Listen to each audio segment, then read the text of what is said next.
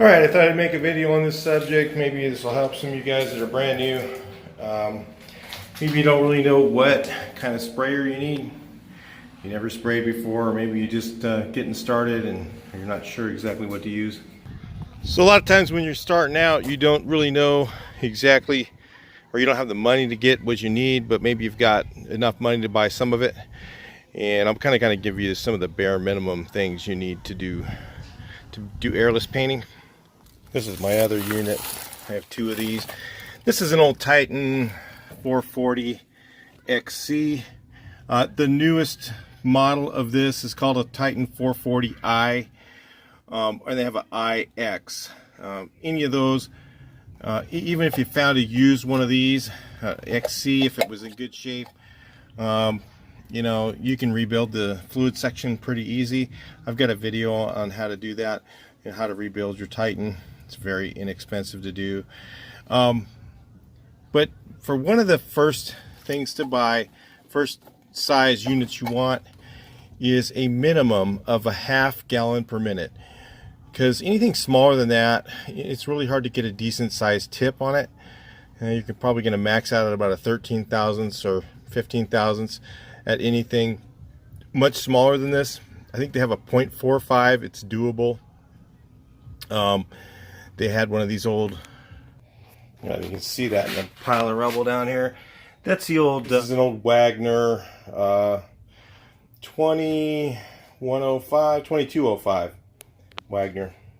I just kept that old Wagner. The brushes went out on it, and finally they don't make brushes for it, for that early one. That was one of the first ones they came out with, which has the same fluid section as this one, just about the same thing. So they were pretty good back in the day. Kind of a dated sprayer. These ones here, you can buy the other one too. The other Titan had one called a Titan 440 Epic 440. That was good too. You know, any of those, if you find an old Epic, a little bit harder to, the valves and stuff on it are a little bit different. They have little flat valves in there, so, but they still work the same. They still put out the same amount of gallons per minute. So your minimum is a ½ gallon per minute. I think like AIRLESS Co. or something like that makes one. You can get a used one from a paint store. You can also buy a rental return. You know, and a lot of times if you get one, say Dunn Edwards does a rental program where they rent them out, and then they give you the sprayer, and you also get a warranty with that, for a pretty good warranty with it. So sometimes the used ones are the way to go if you can't afford a new one. So the basic things you need: ½ gallon a minute sprayer, at least 50 feet of line. It would be a good idea to have a whip hose, which is, this one's got a 3-foot whip. If you see here, this is smaller than the heavy line down here. If you see, that's a thicker line, then it goes to this thinner one, and this is a lot more flexible. It moves around really easily. So you need a whip hose and a spray gun. So if you buy a brand new Titan, you can get the spray gun that comes with it. The spray gun that comes with it, it's not going to last very long. You're going to want to change that. It's eventually, after maybe 2 or 3 jobs, it's probably going to break. They're made out of really cheap aluminum. Eventually, this is the better setup here, is the Silver Plus gun. So I've switched all over. I've been Silver Plus, everything Silver Plus for a long time. I don't have any more contractor guns. So the other thing you can do that's an intermediate is, instead of buying the Graco Silver Plus gun, you can buy the Graco Contractor Gun. So let's kind of review that a second. ½ gallon a minute spray rig, 50 feet of line, whip hose, and Graco Contractor or Silver gun, and that'll get you started. So if you're just brand new and you don't know any better, you could always start with the Reversa tip that comes with it, but it's always better to go with this system here. Alright, so what we got here is a flat tip housing. Some people are going to say, oh, the Reversa tip housing is better. It does make more overspray. You can watch a lot more of my videos, you'll find out that I know what I'm talking about. This is a flat tip, so you have to buy this separate. It doesn't come with your spray gun. Again, you could start with the Reversa tip just to get yourself spraying. And they usually come with a 517, which is a usable tip size. know, with a lot of materials today, if you're trying to stretch it a little bit, you're going to be probably using a 515 or 617. I used to use the 619 all day long, and that was the tip I'd use for everything.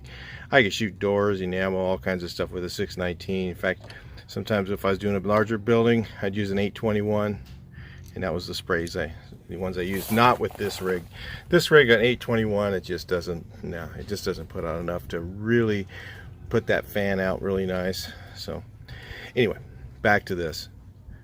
A flat tip housing, cone filter. That filter right there is called a cone filter. Fine cone filter, not an extra fine, not a coarse. Fine cone filter. There's actually a size for that, but I just go with the fine. I just look at it because I don't know what the size is. This is a cone filter housing. Okay, and those all come together. You buy all those separate. Okay, so you want flat tips, bunch of different sizes. Maybe, you know, if you're new to spraying, I'd say if you're wanting to get more out of your material, like a 515, so you're not blowing a lot of material on. Now, as you get better spraying, you're going to want different tip sizes. You're going to want like a 413, 211 for doing real small stuff. You're going to want a 617 possibly. If you have a bunch of those different tip sizes, you'll find them pretty useful. Those are the sizes I like to use if I'm doing different jobs. 313 as well, some of those. What you do is you take the first number, which is say 3, and you double that size. That's what size the fan is. And then it has a 13 thousandths opening. So a 313 has a 13 thousandths hole in it and a 6-inch fan. So it's 3 doubled. Just so you know your basic settings, I'll give them to you just so you kind of get an idea for using this rig. You're going to want your pressure right around the middle. Right around there. You could be around maybe right there. That'll get you started spraying. When you shoot at the wall or whatever you're shooting at, door, whatever, you spray a little bit, and if it's bouncing back at you, you got your pressure a little too high. If it's making stripes like my fingers, then that's your pressure's still a little too low. You got to kind of find a medium spot there, and that's about where you should be setting it up at. And after you go, as you get better at it, dialing it in just right. When you buy your sprayer, if you buy it new, usually it comes with a contractor tip like this, and this is a reversa tip. These do get more overspray, and the reason that they get more overspray, I'll tell you why, is because of turbulence. If you look here, there's a lot of different things going on inside one of these, and when it goes through there, there's an area inside there for the paint to be able to get turbulent, and it doesn't want to go directly through, so it comes out the tip, and you get a little bit of paint turbulence, and then it doesn't have as even of a fan as the flat tip does. So eventually, like I said, everybody uses these now. They don't know about what the stuff that I'm talking to you about right now about the flat tips.